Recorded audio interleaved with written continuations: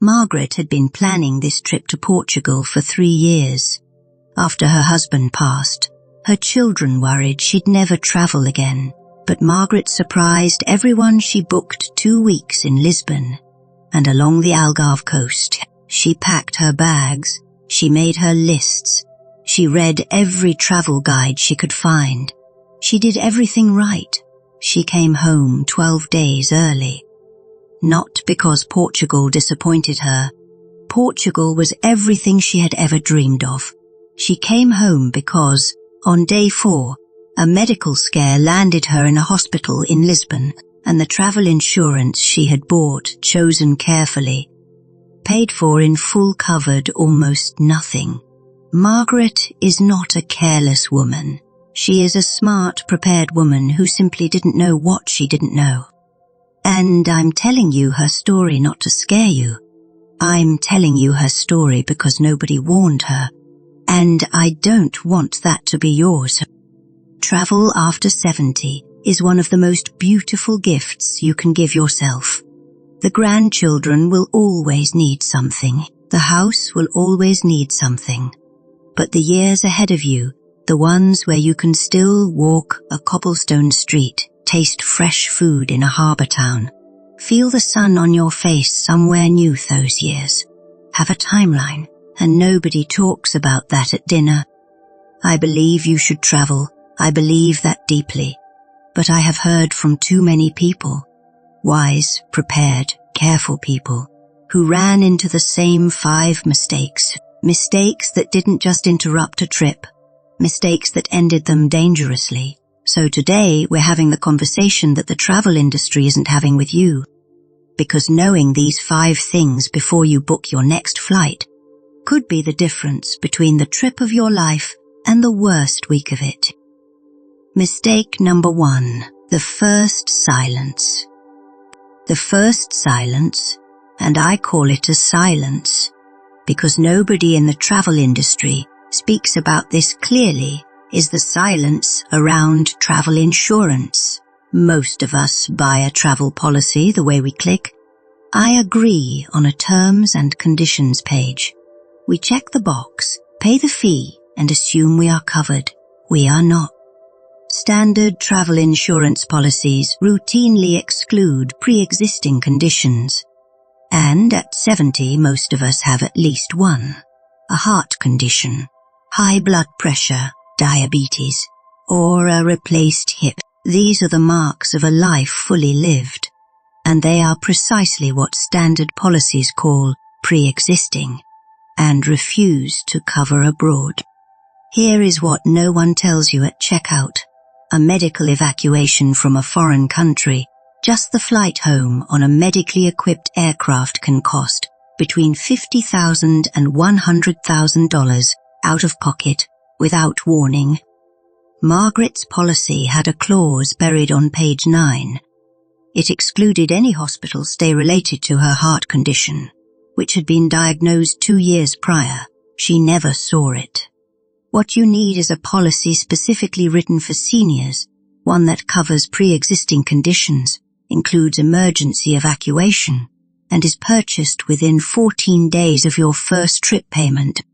When you call, ask this exact question. Does this policy cover my pre-existing conditions if something goes wrong abroad? If the agent hesitates, hang up and call the next one. This is the most expensive mistake on this list. It is also the most completely preventable. Mistake number 2, the second trap. The second trap is disguised as enthusiasm, and it catches even the most energetic traveler. Overscheduling. When we travel at 70, there is often a quiet urgency, a voice in the back of the mind that whispers, "This might be one of my last chances to do this." And so we book the morning tour and the afternoon museum and the evening river cruise and the sunrise excursion the next day. We want to drink every single drop. But the body after 70 recovers differently than it did at 50, not worse, differently. What once took one night of sleep now takes a day and a half. Jet lag that faded in 48 hours now lingers for 5. This is not weakness. This is biology, and ignoring it doesn't make you stronger. It just makes you sick in the middle of a trip you paid everything to enjoy. The wisest senior travelers I know build what I call white space into every journey. One morning a week, with nothing scheduled. One afternoon, with no plan except a quiet cafe. And wherever the day leads, a full buffer day after arrival, before anything strenuous begins. It feels counterintuitive. You paid all that money to sit in a cafe. But those unscheduled hours are where the real travel lives. The unexpected conversation, the discovery you never would have found on a tour, the rest that lets you actually enjoy the next 3 days instead of endure them. Travel does not have to be a race, especially now. Mistake number 3, the third oversight. The third oversight is one that most people only think about after they've needed it. By then, it's too late. There is no accessible emergency information. Picture this. You are at an international airport alone, or perhaps with your spouse. Something changes in your body suddenly. Your heart races. Your breathing shifts. A stranger rushes over. They speak limited English they need to know. Do you have a heart condition? Are you on blood thinners? Who should they call?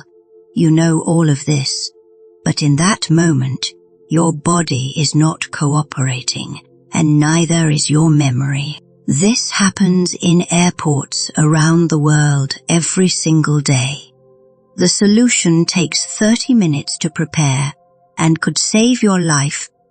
If you carry an iPhone, there is a feature called Medical ID Free built into the Health app that displays your conditions, medications, allergies, and emergency contacts on your locked screen. No password required. First responders are trained to look for it. If you prefer not to use a smartphone, a laminated card in your wallet works just as well. Your name, your blood type, your conditions, and your medications, 2 emergency contacts, your doctor's name and phone number, and one final step before you leave home. Share your full itinerary and your location with someone who loves you. Not because you can't handle yourself, but because if something goes wrong, someone should be able to find you. Before we continue, if any of this is making you think differently about your next trip, please share this video with someone you care about. These are the conversations we're all afraid to have, but they're the ones that matter most. Now, let's keep going.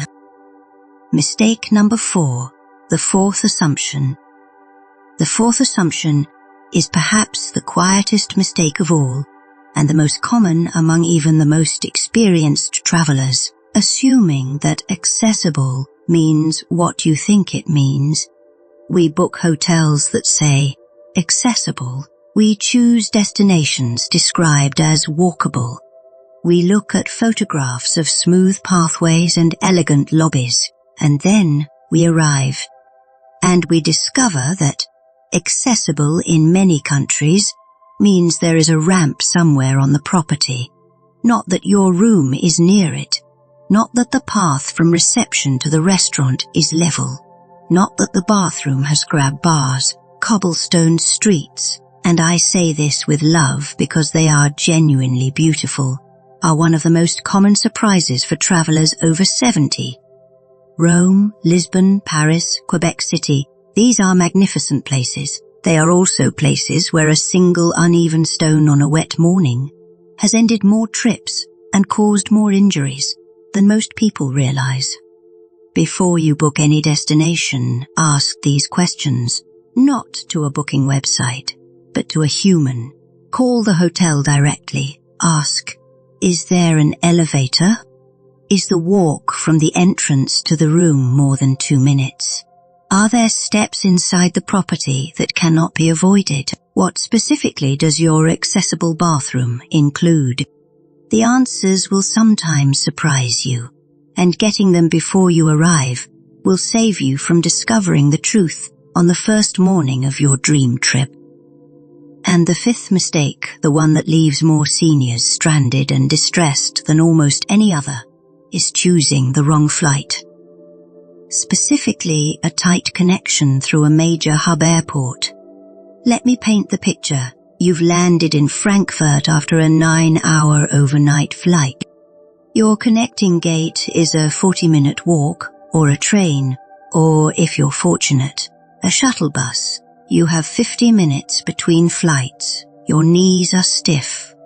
Your carry-on feels heavier than it did yesterday. The signs around you are in German, and you've just been told your connection has changed gates. This is not exaggerated.